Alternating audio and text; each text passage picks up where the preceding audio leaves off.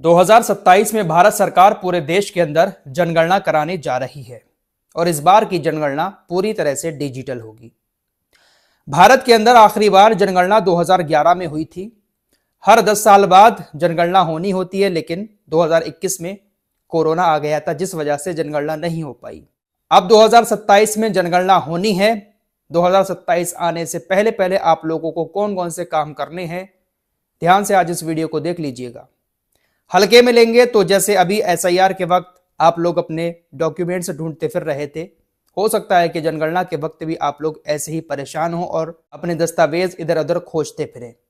ये वक्त ऐसा चल रहा है, यहाँ पर कभी भी कोई भी प्रक्रिया देश के अंदर शुरू हो सकती है, तो हम सभी को अपने दस्तावेज को संभाल कर रखना होगा। एक बहुत मेन दस्तावेज है जो हम सभी के पास होना बहुत ज्यादा जरूरी है और इस वक्त वो बहुत आसानी से बन रहा है। उसके बारे में आज इस वीडियो में जानकारी देने वाला हूं। ध्यान से वीडियो को देखिएगा, समझिएगा और शेयर भी कीजिएगा। और भी कुछ खबरें हैं। बाबरी मस्जिद के नाम से जो मस्जिद बन रही है उसको लेकर भी एक बड़ी खबर आई है। कहा गया है कि जो नेता बाबरी मस्जिद बना रहे हैं उन्होंने अब उसका नाम बदल दिया है। बहुत सारी खबरें हैं, आखिर तक देखकर जाइएगा। वंदे मातरम पर भी आज बात करेंगे, क्योंकि कल पूरा दिन संसद में वंदे मातरम को लेकर चर्चा हुई है।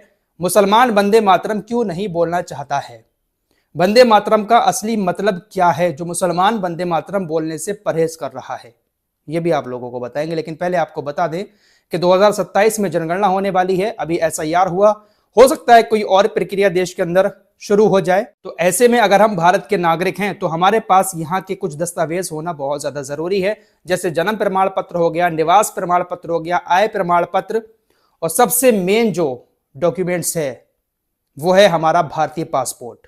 दोस्तों, इस वक्त भारतीय पासपोर्ट बहुत आसानी से बन रहा है। 1500 रुपए फीस है और आधार कार्ड लगाकर पासपोर्ट हमारा बन जाता है। अगर आप पढ़े लिखे हैं तो 10th की मार्कशीट और आधार कार्ड लगाएं। 1500 रुपए फीस है, पुलिस वेरिफिकेशन होगा और आपका पासपोर्ट आपके घर पर आ जाएगा। हमारे पास अगर हमारा भारतीय पासपोर्ट है तो हमारे पास यह पक्का सबूत है कि हम इस देश के नागरिक हैं, क्योंकि आधार कार्ड को सुप्रीम कोर्ट ने भी कह दिया है और चुनाव आयोग ने भी कह दिया है कि आधार कार्ड नागरिकता का सबूत नहीं है, पासपोर्ट नागरिकता का सबूत है। क्योंकि पुलिस वेरिफिकेशन होने के बाद, अच्छे से जांच पड़ताल होने के बाद हमारा पासपोर्ट बनता है। अगर आपके ऊपर कोई पुलिस केस नहीं है, कोई मुकदमा नहीं चल रहा है, तो पासपोर्ट बनने में कोई दिक्कत नहीं हो रही है। 1500 रुपए फीस देकर, आधार कार्ड देकर आराम से अभी पासपोर्ट बन रहा है, फिर भी लोग नहीं बनवा रहे हैं। हो सकता है कि आने वाले टाइम में कुछ ऐसे रूल्स आ जाए कि पासपोर्ट बनवाना भी मुश्किल हो जाए, फीस बढ़ा दी जाए या कुछ और डॉक्यूमेंट्स लगने लगे पासपोर्ट बनवाने में, ऐसे डॉक्यूमेंट्स मांगे जाने लगे जो शायद बहुत सारे लोगों के पास ना निकले। जैसे एसआईआर के वक्त बहुत सारे लोगों के पास बहुत सारे डॉक्यूमेंट्स नहीं है, तो पासपोर्ट को हल्के में ना लें। सबसे बड़ा डॉक्यूमेंट्स हमारा पासपोर्ट हो सकता है, इसलिए जल्द से जल्द, अगर आपका बैकग्राउंड बिल्कुल क्लियर है तो जल्द से जल्द अप्लाई करें और पासपोर्ट बनवाएं। इस एसआईआर की प्रक्रिया में भी पासपोर्ट मांगा गया है। जिन लोगों के नाम 2003 की वोटर लिस्ट में नहीं है, जिन लोगों के परिवार वालों के नाम वोटर लिस्ट में नहीं है, अगर पासपोर्ट है हमारे पास तो हम साबित कर सकते हैं कि हम इस देश के नागरिक हैं, क्योंकि पासपोर्ट पूरा वेरिफिकेशन होने के बाद बनता है। तो हल्के में ना लें, क्योंकि कभी भी किसी भी चीज की आज के टाइम में जरूरत पड़ सकती है। जिन लोगों ने अपने बच्चों का जन्म प्रमाण पत्र उनकी पैदाइश के वक्त नहीं बन। दोस्तों, भारत सरकार 2027 में जनगणना कराने वाली है। इसमें कौन कौन से डॉक्यूमेंट लगेंगे, क्या क्या आपको बनवाना है, ये सारी चीज़ें इस वीडियो में बता दी जाएगी। इस टाइम एसआईआर हो रहा था, लोगों को बहुत परेशानी उठानी पड़ी। पहले से आप अलर्ट रहेंगे तो सारी चीज़ें बनवा लेंगे। अब उनको बहुत ज़्यादा प्रॉब्लम हो रही है, बहुत लंबा प्रोसेस फॉलो करना पड़ता है। अगर बच्चे की पैदाइश हो रही है तो भाई 30 दिन के अंदर अंदर बनवा लीजिएगा जन्म प्रमाण पत्र, फ्री में बन जाता है और ज्यादा लंबा प्रोसेस भी नहीं होता है। मां के आधार कार्ड से बन जाता है, लेकिन जब टाइम गुजर जाता है तो काफी लंबा प्रोसेस होता है और फिर फीस भी जाती है। फिलहाल अगली खबर की तरफ चलते हैं। पश्चिम बंगाल के अंदर राजनीतिक हलचल बहुत ज्यादा तेज हो चुकी है। हुमायूं कबीर जो टीएमसी के निलंबित विधायक हैं, उन्होंने बाबरी मस्जिद बनाने का ऐलान किया, लेकिन अभी तक हुमायूं कबीर को किसी भी राजनीतिक पार्टी का समर्थन नहीं मिला है, चाहे फिर वो असदुद्दीन ओवैसी की पार्टी एमआईएम ही क्यों ना हो। हुमायूं कबीर की तरफ से कहा गया कि मैंने असदुद्दीन ओवैसी से बात की है, वो हमारे साथ जुड़ने को तैयार हैं, लेकिन एमआईएम की तरफ से कोई ऑफिशियली बयान नहीं आया है।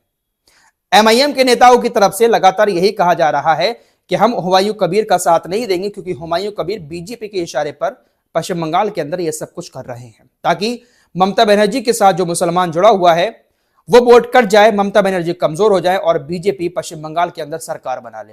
लेकिन इसी बीच हुमायूं कबीर ने एक और बड़ा ऐलान कर दिया है कि असदुद्दीन ओवैसी हमारे साथ आने को तैयार हैं और 22 दिसंबर को हम अपनी राजनीतिक पार्टी का ऐलान करेंगे, 135 सीटों पर लड़ेंगे और ममता बनर्जी के पास जो मुस्लिम वोट है वो हम काट कर अपनी भागीदारी सरकार में पेश करेंगे।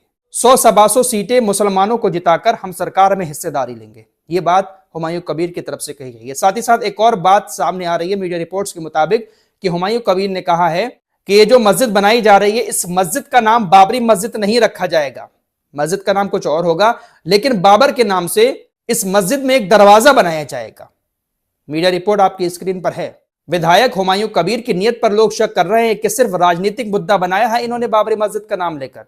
अरे मस्जिद बन रही थी, बनने देते, लेकिन बाबरी मस्जिद का नाम लेकर इन्होंने अपनी राजनीति चमकाने की कोशिश की है। अगर बाबरी मस्जिद बनानी ही थी, अगर इतना ही इनके अंदर जज्बा था तो अयोध्या के अंदर आकर बनाते। फिलहाल अभी तक कोई भी पार्टी हुमायूं कबीर के साथ नहीं आई है। अब देखते हैं 22 तारीख को जो ऐलान करेंगे ये पार्टी बनाने का, उसमें ओवैसी साहब इनके साथ जाते हैं या ओवैसी साहब अलग ही चुनाव लड़ेंगे। इन्होंने ये भी कहा कि मैं पश्चिम बंगाल का ओवैसी हूं, ओवैसी हैदराबाद के ओवैसी हैं, मैं पश्चिम बंगाल का ओवैसी हूं। देखते हैं भाई क्या होता है, क्या बंगाल का मुसलमान इनके साथ जाता है, एक तरफा वोट देता है इनको, या फिर ममता बनर्जी का साथ देता है, ये तो वक्त बताएगा। फिलहाल वंदे मातरम को लेकर संसद में पूरा दिन चर्चा हुई। भारत सरकार चाहती है कि वंदे मातरम हर कोई बोले, स्कूलों में भी वंदे मातरम पढ़ा जाए, लेकिन मुस्लिम नेता या मुस्लिम स्कॉलर जो हैं, धर्मगुरु, वो कह रहे हैं कि भाई हम बोल देंगे लेकिन जबरदस्ती ही थोपा जा रहा है हमारे ऊपर, हम जबरदस्ती वंदे मातरम नहीं बोलेंगे। साथ ही साथ जो मुस्लिम उलेमा है उनका कहना है कि ये वंदे मातरम जो है इसको गाने से हमारा ईमान चला जाएगा। आखिर ऐसा वंदे मातरम में क्या है जो मुस्लिम स्कॉलर, मुस्लिम नेता इसको पढ़ने से बच रहे हैं? दरअसल मामला यह है कि मुसलमान जो है वो सिर्फ अल्लाह की इबादत करता है, अल्लाह के सामने सजदा करता है, अल्लाह के सामने ही सर झुकाता है। लेकिन मुस्लिम स्कॉलर्स का कहना है कि वंदे मातरम में जो लाइंस हैं उनमें ऐसा कहा गया है कि हम धरती की पूजा करते हैं, धरती को सजदा करते हैं, प्रणाम करते हैं, इसलिए मुसलमान इसको नहीं पढ़ सकते, क्योंकि मुसलमान सिर्फ अल्लाह की ही इबादत करते हैं। अब देखिए मैं इसका आपको हिंदी मीनिंग भी समझा देता हूं। वंदे मातरम इसका जो अर्थ है हिंदी का वो है, हे मातृभूमि मैं तुम्हें प्रणाम करता हूं।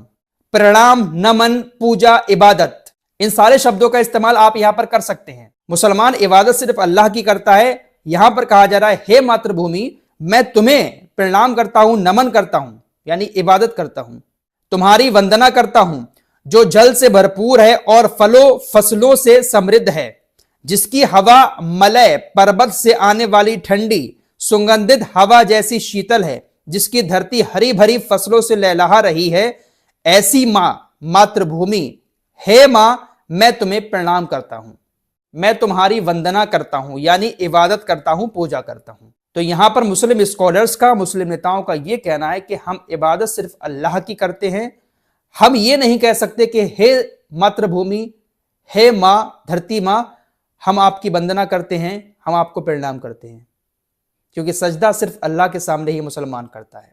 तो इसीलिए मुसलमान का कहना है, मुस्लिम नेताओं का कहना है कि हम जबरदस्ती वंदे मातरम नहीं पढ़ सकते। हाँ हमारी इच्छा है हम पढ़ेंगे, पढ़ लेंगे, नहीं तो हमारे ऊपर जबरदस्ती न थोपा जाए। तमाम मुस्लिम नेताओं की तरफ से, उलेमाओं की तरफ से भारत के जो है उनका इसका विरोध किया जा रहा है। फिलहाल कल पूरा दिन इस मामले पर चर्चा हुई थी संसद में, प्रधानमंत्री नरेंद्र मोदी जी भी पहुंचे थे। इस रिपोर्ट में इतना ही, कुछ और लेटेस्ट अपडेट के साथ फिर हाजिर होऊंगा। अपना ख्याल रखिएगा। अल्लाह हाफिज।